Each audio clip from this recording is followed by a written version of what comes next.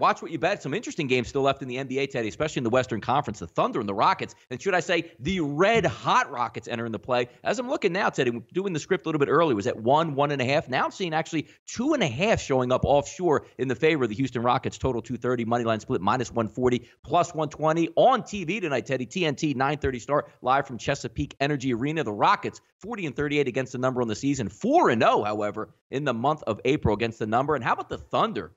40-40, Teddy, on the season against the spread. 20-20 against the spread at home. How about that? Line makers. Kudos. Now, there's a good coin flip team for you, right? Yeah. Yep. But if you found your spots with OKC, they've been hot at times this year. They've been cold at times this year. And you've been riding them on any of those streaks. That 40-40 could be nice profit for you guys. I haven't done a lot with the Rockets in recent weeks. I'll tell you what, they've won 6 straight and 20 of their last 23. They're as hot as anyone. Coming down the stretch. There's a ton of playoff positioning options for these two teams. Houston could still be 2, 3, or 4. OKC could be 6, 7, or 8. Everyone knows everyone's playing for playoff positioning. That's not a huge factor in the betting markets for tonight. Last time these two teams met in Houston, Paul George went nuts. He scored 45, and the Thunder won straight up in OT. You know, Houston's healthy. They've been good, although Mike D'Antoni's been out. He's been dealing with a flu bug. He hasn't been around for 4 days, supposedly. Jeff Bzdelik has coached him in their last 2 contests. He is expected to be back on the bench tonight. I don't know if that matters, but this does matter to me because the Rockets in the last week, they tied the NBA record with 26 made threes against Sacramento.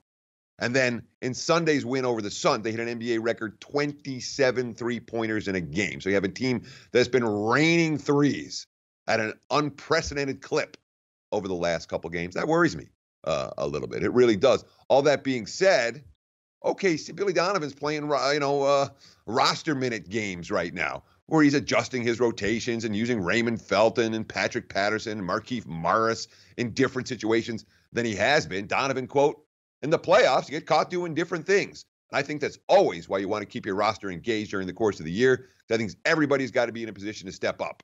Because you're in a 7-game series, adjustments, matchups, how you're looking to play, you want to be able to rely on guys in different situations. I agree with Donovan's concept. That doesn't make me excited about taking the Thunder plus the points tonight. So, difficult game, as many of these are over the last couple of days of the NBA season. Teddy, something you don't see every day in Major League Baseball. Yankees and Astros round 2. Round 1 went to the Astros, but take a look at this. The New York Yankees used to paying 2-1 tickets on their side. Now almost getting 2-1, Teddy. Offshore markets opened up at 167, 175. Now sitting closer to -200 with a total of 8. Going to take place tonight at 8 p.m. ESPN from Minute Maid Park. Loisaga, 2.25 ERA tonight versus Cole. Cole, how about this? Hard-pressed, 0-2 with a 3 ERA. This one should be an interesting one, but I just find it interesting, Teddy, whenever you can see the Yankees taking down like +175, something you don't see every day out there. And I could only take the Yankees at this price. I mean, I really could. The markets aren't quite as high as Loisaga, perhaps, as some people are. But I'll tell you what, the guy's got 37 strikeouts over 20.2 or 28.2 innings. He's certainly been able to fool opposing hitters. Pitched fairly well in his 2019 debut. Didn't last long, only went 4 innings. Against the Tigers, 1 hit allowed in that contest. We did walk 3 batters. Not like Cole's been winning for the Astros. You know, he's got 19 strikeouts in 12 innings. He's given up less than a hit per inning, but Houston's 0-2 in his starts this season, and Cole taking both losses. Pitched fairly well in his only career start against the Yankees. And I'll tell you what, this Astros team certainly, 4 straight wins right now after that slow start.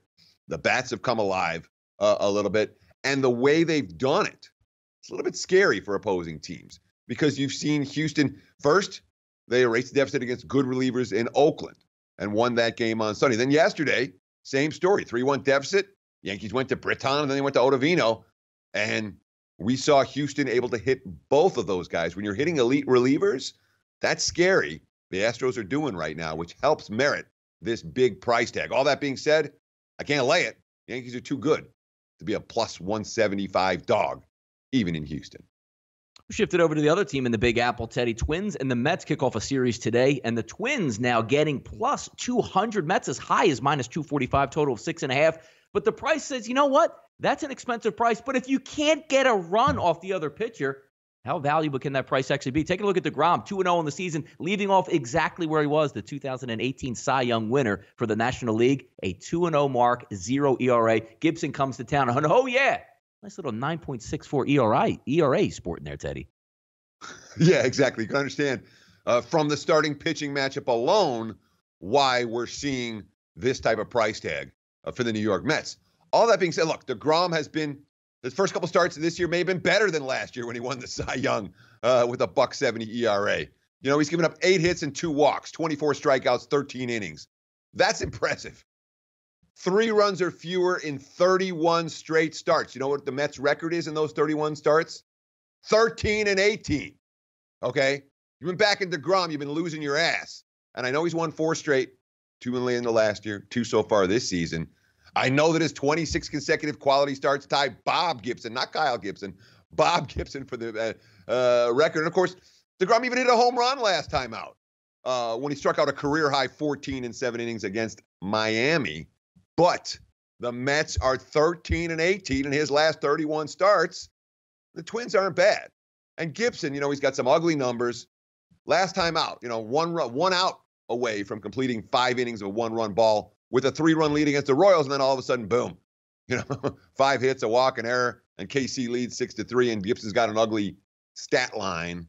He was better than that in the start, and I would think we might see a quicker trigger on Gibson today. I can only take the dog in this price range, and obviously DeGrom, just keep on betting those first 5 under. 24-4 now, the last 28 tries.